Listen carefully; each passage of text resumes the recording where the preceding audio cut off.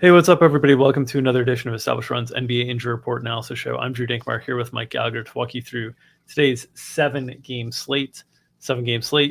Tons of injury information to still kind of work through, as always. With me to do so, as always, is Mike Gallagher. Mike, how are you?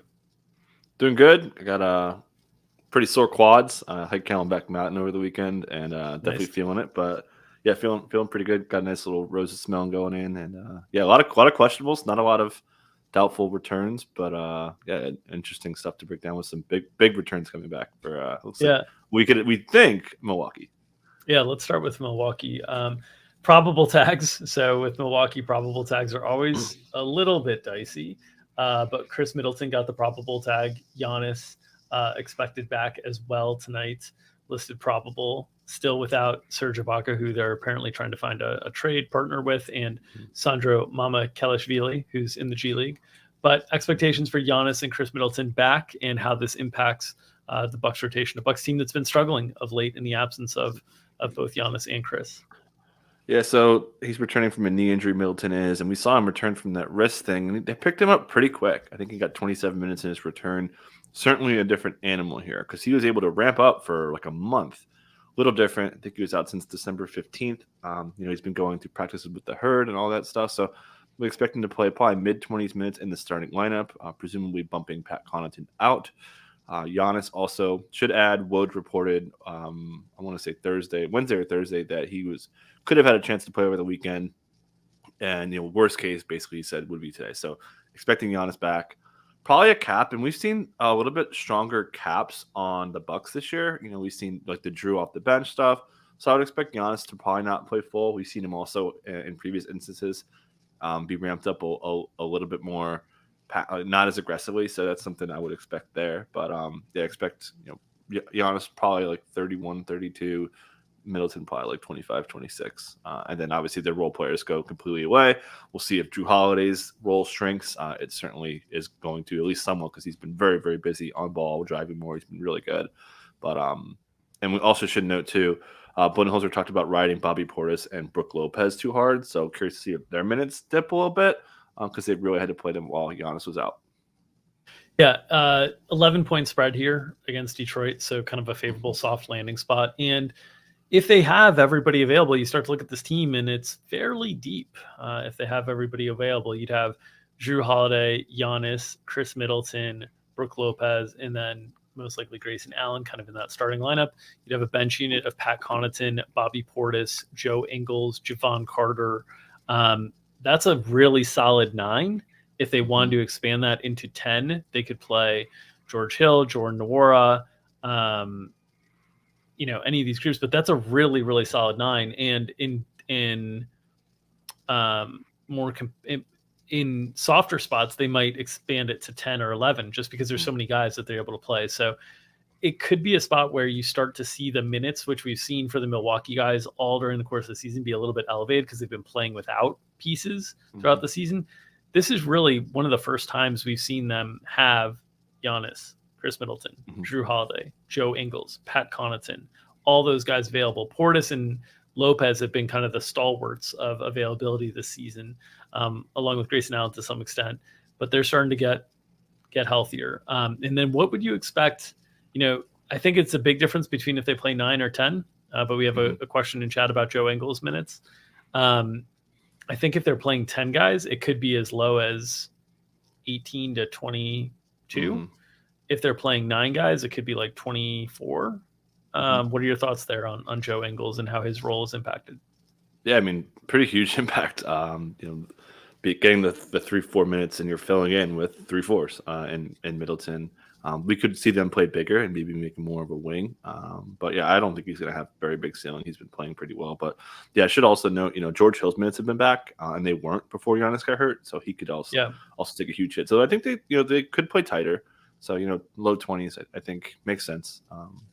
Possible garbage time as well.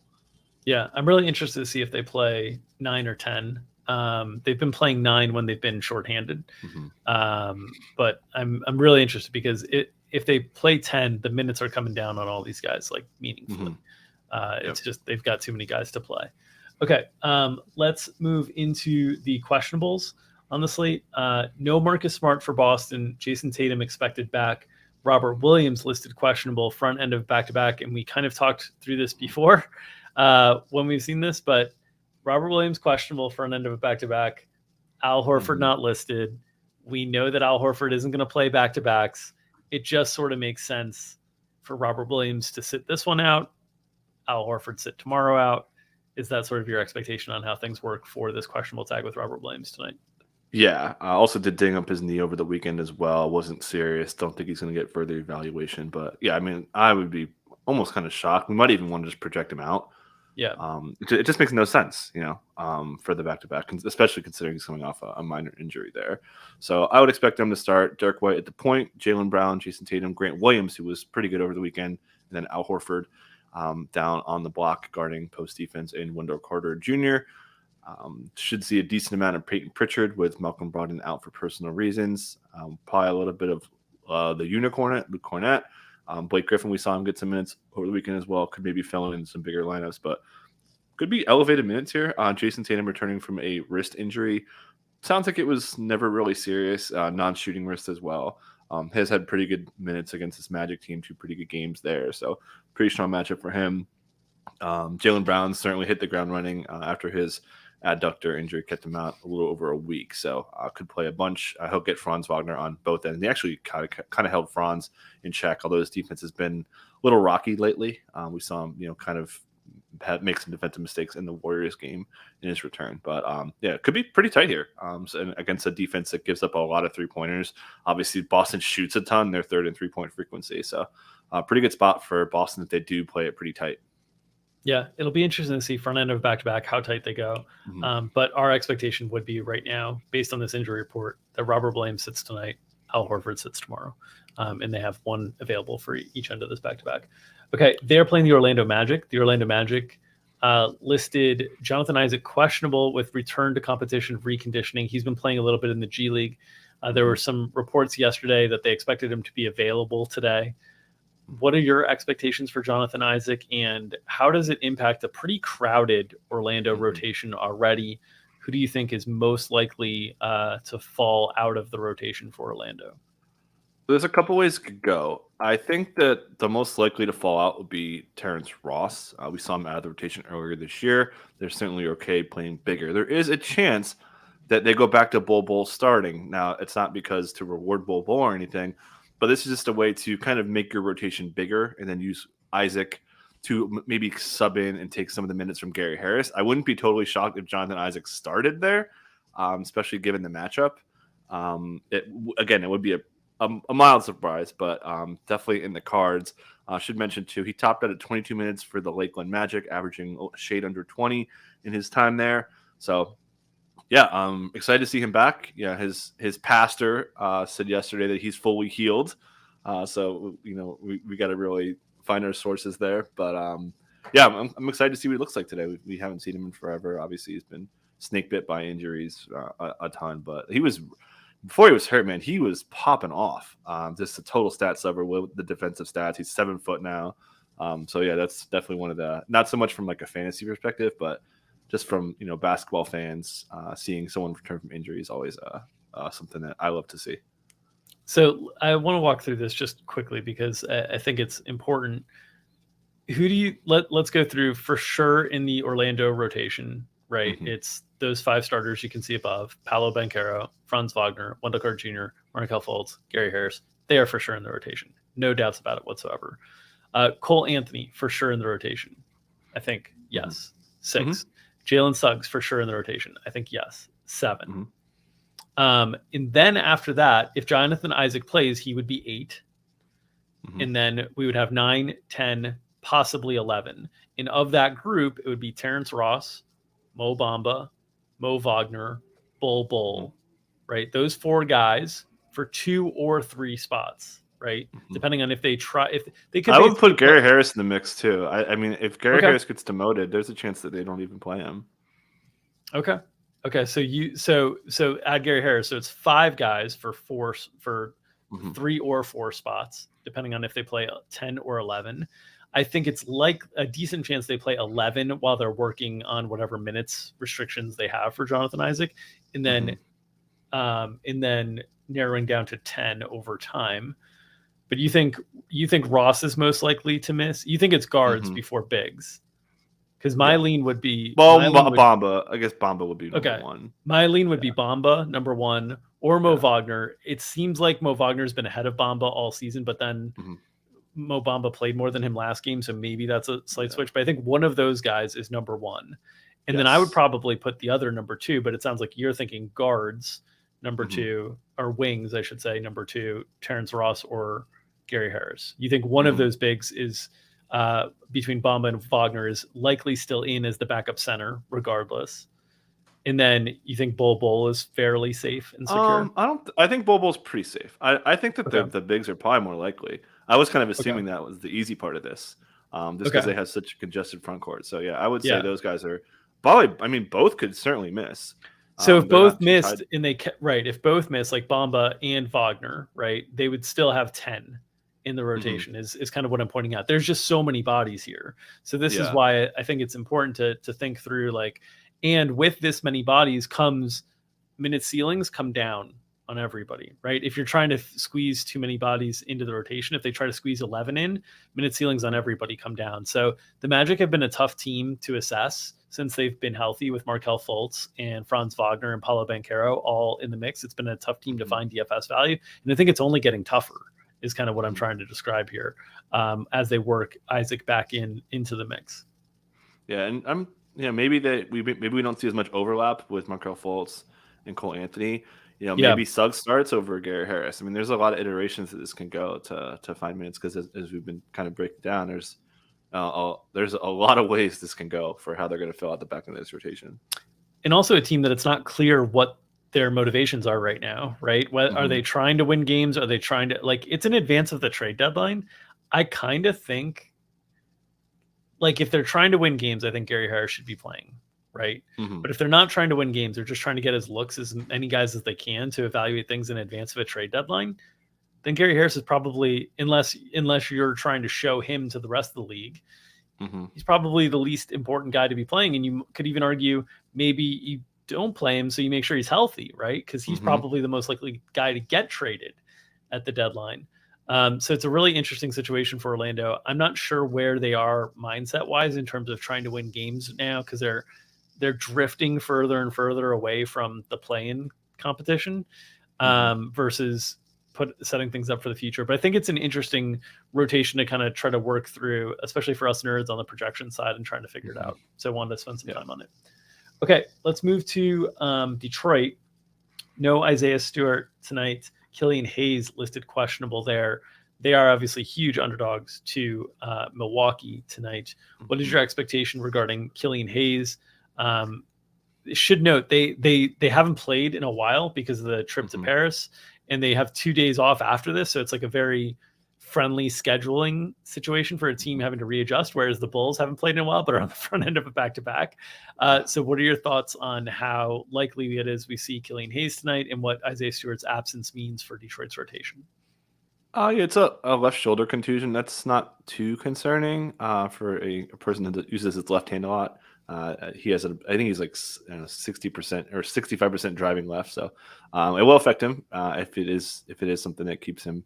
We'll see if we get like the K tape and all that stuff, but don't have a great read besides that. If he is out, that helps Jane Ivey a lot. I talk a lot about the Bucks having big volume allowed to pick and roll ball handlers. It's actually been up a little bit lately too. A lot of pick and roll ball handlers have been scoring on them. So that would help. And then, they're going to replace his defense. We could assume Saddiq Bey is going to start regardless, but I wouldn't be surprised if they go to Isaiah Livers here. They like him for on-ball defense, so you're replacing that role defensively, and then you're adding a ton of ball handling for Ivy as well. Possibly, Boyan, who could get Jrue Holiday in the spot. They've used Jrue Holiday on a lot of forwards, Siakam, Randall, et cetera, et cetera. So Ivy would be like a low-key beneficiary, or I don't know if it's low-key, but he'd be someone that's kind of viable if you can hope the Pistons can hang around. And Jalen Duren gets the start for Isaiah Stewart, I would assume. And then do you think this is a matchup that Nerlens Noel gets back into the rotation as a backup center, or do you think Hamidou Diallo takes over those minutes, or is it dependent on Killian Hayes' availability as well? Probably a little bit on Killian, but yeah, I think they would go to Noel here. We've seen them go to him a little bit earlier, but not. I'd feel pretty strong about that this would be a spot where they go to Noel. It's a pretty big Bucks team, so I would think that would be the case as well. Okay, let's move to Atlanta, where Onyeka Okongwu, the center. There's got to be a center on the injury report if it's Atlanta. That's the rule for the last month and a half. So they finally get Clint Capella back. Now Onyeka Okongwu is listed on the injury report as questionable. Any read or indication here on Onyeka's availability tonight? Yeah, not much of a read from me. We saw Capella play the back-to-back and really, really bad loss against the Hornets there. But if he's out, that would be kind of low-key good news for John Collins. Not the best matchup. The Bulls are really good as far as interior scoring. They just get up a ton of perimeter scoring as well. I almost cover boy DeJounte Murray again, but they want to double dip. But that would Capella's minutes would probably be a little capped just because he's had a calf aggravation. So I would expect his minutes to probably be upper 20s. I don't think they would really push him too far if Okongwu did miss. Another interesting note is if Okongwu were to miss, Frank Kaminsky is kind of next in line as a backup center, but the Bulls' backup center unit is often Derrick Jones Jr. these days. It's not been Andre Drummond as much. Even in a big matchup against Detroit in Paris, where Jalen Duren was the backup center, they went with Derrick Jones Jr. They basically just changed Vucevic's rotation to make sure he was in a little bit more against Duren, and then had Derrick Jones Jr. against Stewart. But point being, is it possible that they then just essentially take Okongwu's minutes and disperse them among existing parts of the rotation as opposed to giving them all to Frank Kaminsky in that spot? And that helps John Collins, DeAndre Hunter, Bogdan Bogdanovic, so on and so forth. How much of the role, if Okongwu is out, do you think would be absorbed by Frank Kaminsky? I guess is the easiest way of putting this. Is it like very 20%? Little. Okay. Yeah. I wouldn't be surprised he doesn't play. We've seen the Bulls go small in the second unit. So it's certainly easy to get there. Given that there's, a little bit of a cap on Capella, I don't think he goes completely away, Kaminsky, but there's no world I would be wanting to play him in DFS, even like a somewhat smaller slate. So then who are the guys that benefit there? Obviously, John Collins would get some more center minutes, but minutes would open up, right? So they'd have Bogdan back, theoretically, which they did not in this game against Charlotte. So he would take a big chunk. But AJ Griffin, who played really well in that game against Charlotte, does he see a boost? Jalen Johnson? Who are the guys who probably benefit in that scenario? Yeah, Jalen Johnson would probably be a bet to be, their last man if they did go tight. More AJ Griffin, maybe Bogdan's minutes come up a little bit here, so I'll miss the back-to-back. But I think that they certainly don't need to go there with getting Frank in there. Okay, let's move to Houston, where Jabari Smith is questionable. They've already ruled Kevin Porter Jr. out, so we don't have to deal with the questionable or doubtful tags. He's been ruled out in advance. Jabari Smith missed last game, and we saw Tari Eason slide into the starting lineup. Any read on Jabari's availability tonight? And if he were to miss, how do you think they would handle things in his absence? Yeah, ankle sprain, definitely could miss. Didn't sound like it was too serious, so pretty decent chance he's back after missing the last game, which would obviously bump Tari Eason back to the bench. He's been pretty lackluster. Jabari has been this year, but besides that, we're seeing really horrendous game from Jalen Green. Really couldn't handle the ball pressure that the Wolves put on him with McDaniels a little bit as well. So a guy that I'm fully fading. I'm curious to see what his prices are in DFS, but I don't have a great read on Jabari there. And I want to bet the Wolves here, but I can't. I'm just not allowed to anymore. All right. On the Wolves side, tons of questionable tags as always. Rudy Gobert, Taurean Prince, Brendan Forbes. What's your read on any of these Q tags? Yeah, not a great read on Gobert. We talked about this groin aggravation. He returned too soon. He's been out since. Didn't sound serious. It was called quote tender and just couldn't really get it going. So maybe there's a chance he's back today. Obviously, that would bump Naz Reid, who just can't stop fouling right now. We've seen a little bit more Nate Knight if he's out again. Would expect that to happen again. Nate was really good over the weekend. And should also note that Anthony Edwards is not on the injury report, which is nice to see coming off a huge 44-point game, second highest usage game of the season. Didn't even shoot it well. I think he was 1 of 8 on shots off. No, I'm getting my guys mixed up. But he didn't have big volume off drives. Just lit him up with jumpers. So he left meat on the bone, man.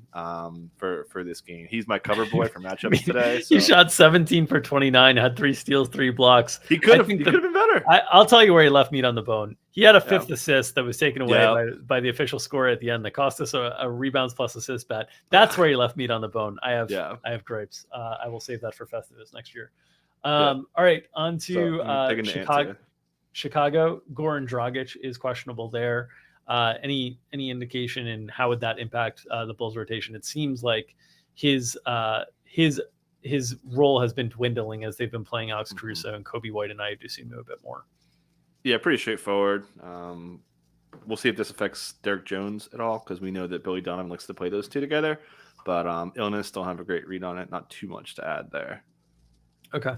I do think if he is out entirely, there's a chance that in a very weird way, there's a chance that helps Andre Drummond, just because they need more bodies to kind of fill the minutes. It's not guaranteed, certainly given the opponent today as well, and given we'll see with injuries on the other side. All right, Charlotte, LaMelo Ball questionable, Cody Martin doubtful. When LaMelo Ball first got hurt, we thought this was going to be like a season ender.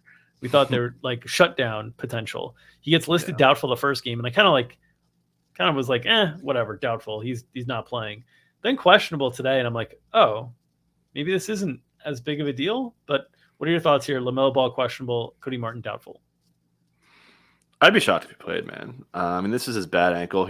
I watched it again, and maybe he just it was his shoe, not his foot turning or something, or the way his leg was tilted, maybe didn't roll his ankle as bad as it looked. But I'd be pretty surprised if he played, man. So we saw them getting Gordon Hayward in the starting lineup, went with a bigger lineup. Terry Rozier, really good game with 34 points, shooting the ball from 3 again. We saw him really struggle without LaMelo earlier this year, but a lot of that was just missing shots. He was really far down in open/wide open shots and unguarded ones, and that's kind of fixed itself lately. So big ball handling, again, 8 minutes of touch time in the last game. I kind of like the matchup for him here. I also considered cover boying him against Utah. We know Utah's a big rim funnel, and they give up on ball threes, not so much off ball threes. So could be a really big spot for him. Probably a little bit more minutes for Gordon Hayward. We saw his minutes come up a little bit higher last time, but hamstring aggravation probably gets close to 30, but probably not too much there. No Cody Martin could really tighten things up. We saw DSJ still get pretty good minutes off the bench despite playing poorly there. So expect all those guys to minutes, and a lot of Bryce McGowan's kind of shockingly. So would expect him to be in the rotation. Maybe more minutes for McDaniels after some foul trouble. So not expecting McGowan to get that much playing time again. Chimezie Metu questionable for the Kings tonight. Anything of note there? Yeah, he just went through shoot around actually, just as you said that. So it looks like he's going to be good. Never was much concern on the knee injury. So expect him to pick up the handful of Sabonis minutes. Shouldn't be very many of them in a really tough matchup, obviously, against the Memphis defense that has just excellent rim protection. All right, and then Memphis, and there's no probable returns to note. We talked about the Bucks, so nothing more to touch there. Blazers and Grizzlies on the second end of a back-to-back tonight. They have not filed. Is that still the case? That no filings while we've been on? Okay. Yeah, it's a West Coast. They're out west. These are 2 late games, so we're probably not getting that for another hour at least. Yeah. But we've seen Ja. We saw him miss both ends of that back-to-back last time, but we've seen him miss I think 1 or 2 back-to-backs on top of that. So definitely a chance he misses. I feel pretty good he's going to play coming off their 2-game losing streak. Keep an eye on Steven Adams. We see him pop up on the injury report. Jaren Jackson didn't play too much, probably okay. We've seen Desmond Bane's minutes get cut in back-to-backs as well. So definitely want to see this injury report and not betting the closing line value regardless of who's on there. Yeah, and on the Blazers side of things, embarrassing loss last night after blowing a 25-point halftime lead to the Lakers. Any concerns about potential rest spot there for the Blazers, who have dipped all the way to 13th in the West now? Yeah, man, it's bad. We just finished up a pod talking about how rough it is for the Blazers. But, yeah, Dame's pissed. He was a little agitated from some questions about how poorly the team's playing, and very un-Dame-like to have those responses. So I almost cover boyed him. We love this matchup against the Spurs, so could be huge minutes. His usage has been a little down in back-to-backs. That actually wasn't the case. I remember writing up columns a year or two ago, talking about like how he just really carries teams on back-to-backs. So definitely a big Dame spot here in the matchup that we love to attack with the Spurs. All right. That will do it for this edition of Established Run's NBA Injury Report Analysis Show. As always, please support the people who are supporting us. This show is brought to you by our friends at Underdog Fantasy. They have daily NBA snake drafts for money, running in addition to many formats of NFL playoff contests, still running for huge prizes. If you're playing NBA Pick'em, in-season subscribers can use our tool to compare ETR projections to their fantasy Pick'em games. If you haven't signed up for Underdog yet, use promo code ETR for a matching deposit bonus up to $100. That's promo code ETR at UnderdogFantasy.com. Mike, the chat is shouting you out. I shall shout you out as well. Congrats on your nomination for FSWA Writer of the Year. Well deserved. The number of nuggets and details that Mike puts into that matchups column each and every week, very deserving of being considered among the very best fantasy basketball writers in the world. I have my own biases on that one, but congratulations to you. And for Thank you. For people who are unaware of that process, it's one in which like it's academics that are reading the content. It's not fantasy nerds that are reading the content. So it's like it's about quality, depth of writing and different things like that. So it's really cool. Yeah, that's really I hope I definitely want to win it, but I don't really write. I don't really have great like writing style. I just like jam. I'm just like pure information. I'm not like trying to paint pictures. Even the academics love it. Love it.